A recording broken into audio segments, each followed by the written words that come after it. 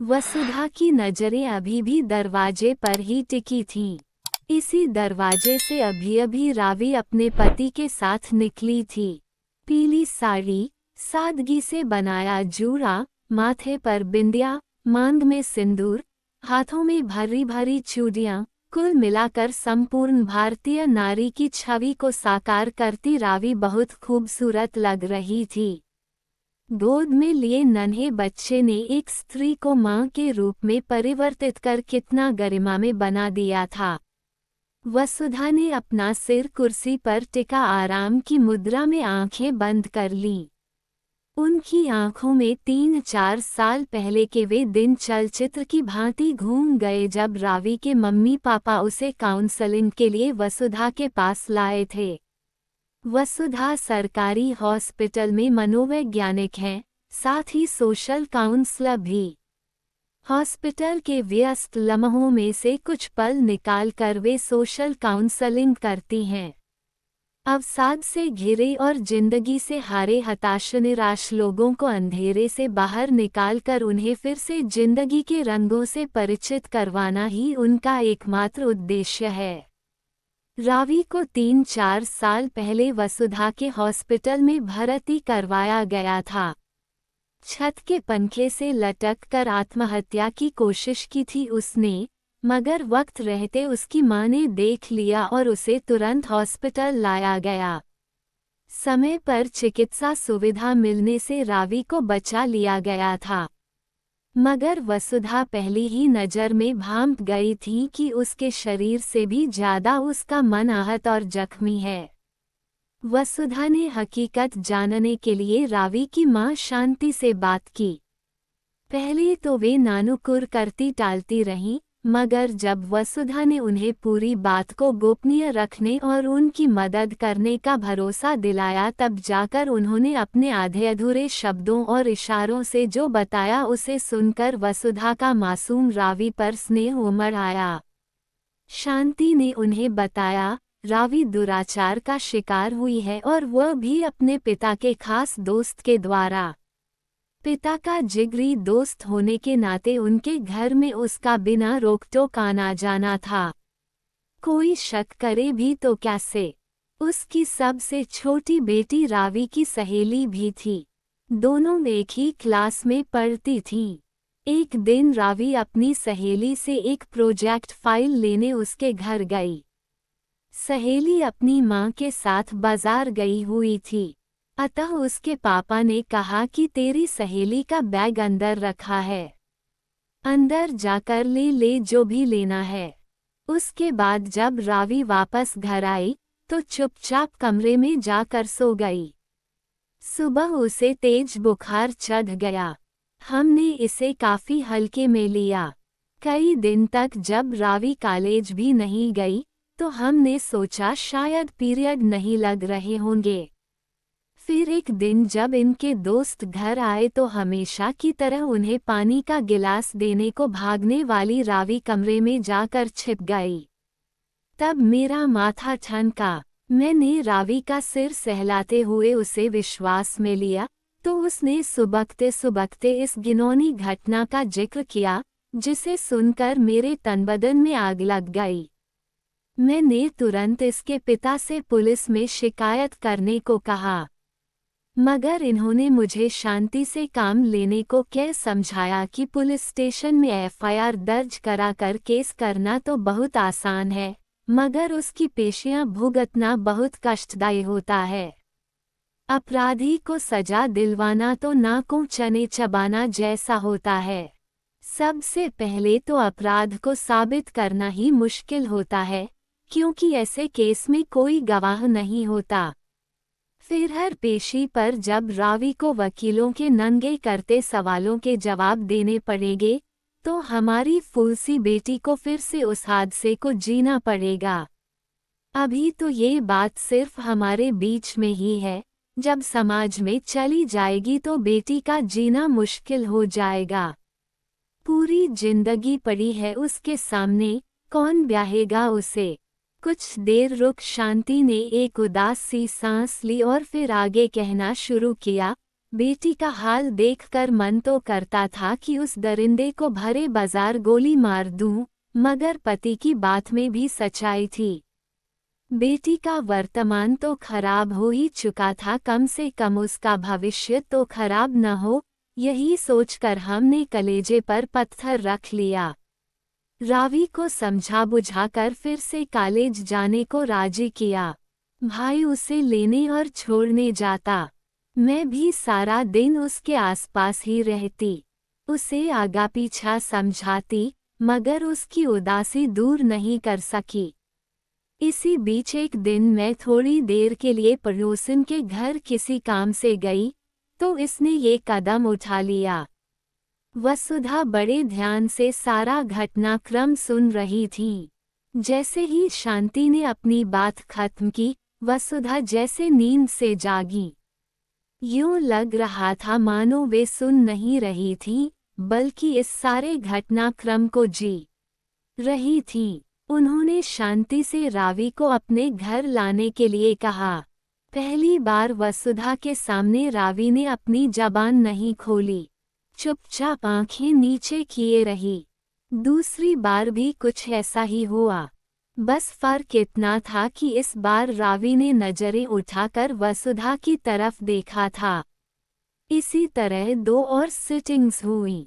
वसुधा उसे हर तरह से समझाने की कोशिश करती, मगर रावी चुपचाप खाली दीवारों को ताकती रहती। एक दिन रावी ने बहुत ही ठहरे हुए शब्दों में वसुधा से कहा, बहुत आसान होता है सब कुछ भूलकर आगे बढ़ने और जीने की सलाह देना, मगर जो मेरे साथ घटित हुआ वह मिट्टी पर लिखा वाक्य नहीं, जिसे पानी की लहरों से मिटा दिया जाए। आप समझ ही नहीं सकती उस दर्द को जो मैंने भोगा है। जब दर्द देने वाला कोई अपना ही हो तो तन से भी ज्यादा मन लहूलुहान होता है। और फिर वह फाफक पड़ी।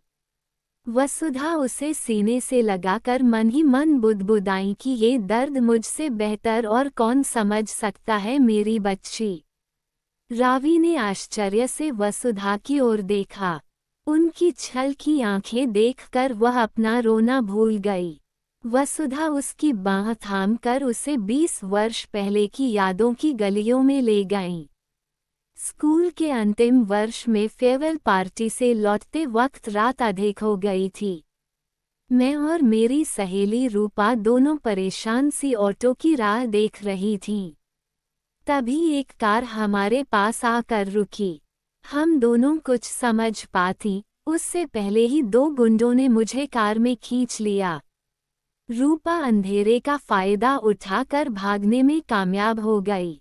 उसने किसी तरह मेरे घर वालों को खबर दी, मगर जब तक वे मुझ तक पहुंच पाते गुंडे मेरी इज्जत को तार तार कर मुझे बेहोशी की हालत में सड़क के किनारे फेंककर जा चुके थे। मुझे अधमरी हालत में घर लाया गया। माम पापा रोते धोते खुद को कोसते रह गए। मुझे अपने आप से घिन होने लगी। मैंने कॉलेज जाना छोड़ दिया। घंटों बाथरूम में अपने शरीर को रगड़ रगड़ कर नहाती, मगर फिर भी उस लिजलिजे स्पर्श से अपने आप को आज़ाद नहीं कर पाती। मुझे लगता मानो सैकड़ों कॉकरोच मेरे शरीर पर रेंग रहे हों। एक दिन मुझे एहसास हुआ कि उस हादसे का अंश मेरे भीतर आकार ले रहा है। तब मैंने भी तुम्हारी ही तरह अपनी जान देने की कोशिश की, मगर जान देना इतना आसान नहीं था। मेरी कुछ भी समझ में नहीं आ रहा था कि क्या करूं। मैं बिल्कुल टूट चुकी थी। मेरी इस मुश्किल घड़ी में मेरी माँ मेरे साथ थी। उन्होंने मुझे समझाया कि मैं क्यों उस अपराध की सजा अपने आप को देने पर तुली हूँ, जो मैंने किया ही नहीं। शर्म मुझे नहीं, उन दरिंदों को आनी चाहिए, धिक्कार उन्हें होना चाहिए।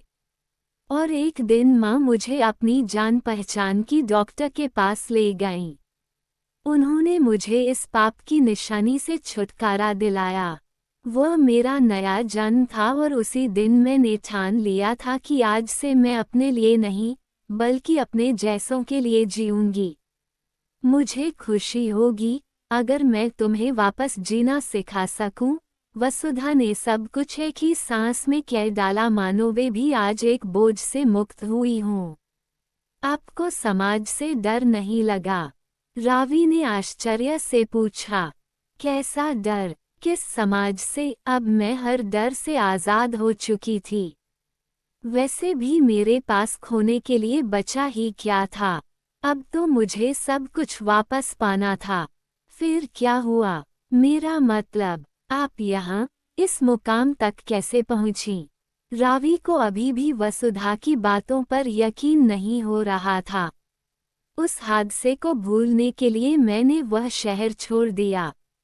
आगे की पढ़ाई मैंने हॉस्टल में रहकर पूरी की। अब बस मेरा एकमात्र लक्ष्य था मनोविज्ञान में मास्टर डिग्री हासिल करना, ताकि मैं इंसान के मन के भीतर की उस तह तक पहुंच सकूं जहां वह अपने सारे अवसाद, राज और विकार छिपा कर रखता है। मैंने अपनी कमजोरी को अपनी ताकत बनाकर अपनी लड़ाई लड़ी और उस पर विजय पाई। थोड़ी देर रुककर वसुधा ने रावी के कंधे पर हाथ रखते हुए कहना जारी रखा, बेटा, हमें ये जीवन कुदरत ने जीने के लिए दिया है। किसी और के कुकर्मों की सजा हम अपने आप को क्यों दें? तुम्हें भी बहादुरी से अपनी लड़ाई लड़नी है। अभी तुम्हारी उम्र ही क्या है? तुम अपनी पढ़ाई पूरी करो, और हाँ, अपने बच्चे के नामकरण पर मुझे जरूर बुलाना। वसुधा ने रावी के चेहरे पर मुस्कान लाने की कोशिश की। आपने शादी क्यों नहीं की? रावी ने ये जलता प्रश्न उछाला, तो इस बार उसकी लपटें वसुधा के आंचल तक जा पहुंची। एक लंबी सांस लेकर वे बोली, हाँ, यहाँ मैं चूक गई। मेरे साथ पढ़ने वाले डा. नमन ने मेरे सामने शादी का प्रस्ताव रखा था। मैं भी उन्हें पसंद करती थी, मगर मेरी साफगोई शायद उन्हें पसंद नहीं आई। मैंने शादी से पहले उन्हें अपने बारे में सब कुछ बता दिया, जिसे उनका पुरुषोचित अहम स्वीकार नहीं कर पाया। हालांकि उन्होंने शादी करने से मना नहीं किया था, मगर मैं ही पीछे हट गई। अब मुझे उनके प्यार में दया की बू आने लगी थी, और इस मुकाम पर पहुंचने के बाद मैं किसी की दया की पात्र नहीं बनना चाहती थी। मैं जानती थी कि आज नहीं तो कल ये प्यार सहानुभूति में बदल जाएगा, और मैं वह स्थिति अपने सामने नहीं आने देना चाहती थी। फिर आप मुझे शादी करने के लिए क्यों कह रही हैं? ये परिस्थिति तो मेरे सामने भी आएगी। वही मैं तुम्हें समझाना चाह रही हूँ कि जो गलती मैंने की वह तुम भूल कर भी मत करना। यह एक कड़वी सच्चाई है कि खुद कई गर्लफ्रेंड्स रखने वाले पुरुष भी पत्नी वजन ही चाहते हैं। तुम्हें किसी को भी सफाई देने की जरूरत नहीं है। जब तक तुम खुद किसी को नहीं बताओगी, तुम्हारे साथ हुए हादसे के बारे में किसी को कुछ पता नहीं चलेगा। मगर ये तो किसी को धोखा देने जैसा हुआ। रावी अभी भी तर्क कर रही थी। धोखा तो वह था जो तुम्हारे पापा के दोस्त ने तुम्हारे पापा को दिया, अपने परिवार को दिया, तुम्हारी मासूमियत और इंसानियत को दिया। हम औरतों को अब अपने लिए थोड़ा स्वार्थी होना ही पड़ेगा। जीवन के इंद्रधनुष में 8वां रंग हमें खुद भरना होगा। अच्छा, एक बात बताओ, तुम्हारा वह तथाकथित अंकल बिना किसी को कुछ बताए समाज में शान से रह रहा है न? फिर तुम क्यों नहीं? अगर सोने पर कीचड़ लग जाए तो भी उसकी शुद्धता में रत्ती भर भी फर्क नहीं आता। तुम्हें भी इस हादसे को एक बुरा सपना मानकर भूलना होगा। क्या वसुधा ने उसे सोचने के लिए छोड़ दिया। अगर अंकल ने मुझे ब्लैकमेल करने की कोशिश की तो? रावी ने अपनी शंका जाहिर की। वह ऐसा नहीं करेगा, क्योंकि ऐसा करने पर खुद उसकी पहचान भी तो उजागर होगी, और फिर कोई भी व्यक्ति अपने परिवार और समाज के सामने जलील नहीं होना चाहेगा। वसुधा ने अपने अनुभव के आधार पर कहा। बात रावी की समझ में आ गई थी। वह पूरे आत्मविश्वास के साथ उठकर वसुधा के चैम्बर से निकल गई। उसके कॉलेज के लास्ट ईयर के फाइनल एग्जाम का टाइम टेबल आ चुका था। उसने मन लगाकर परीक्षा दी और प्रथम श्रेणी से पास हुई। उसके बाद उसने कंप्यूटर का बेसिक कोर्स किया और फिर उसी संस्थान में काम करने लगी। साल भर पहले एक अच्छा सा लड़का देखकर उसके घर वालों ने उसकी शादी कर दी। उसके बाद रावी आज ही वसुधा से मिलने आई थी, अपने बेटे के नामकरण का निमंत्रण देने। इस बीच वसुधा निरंतर शांति के संपर्क में रही, कदमकदम पर उन्हें राह दिखाती रहीं, मगर रावी से दूर ही रहीं। वे उसे खुद ही गिरकर उठने देना चाहती थीं।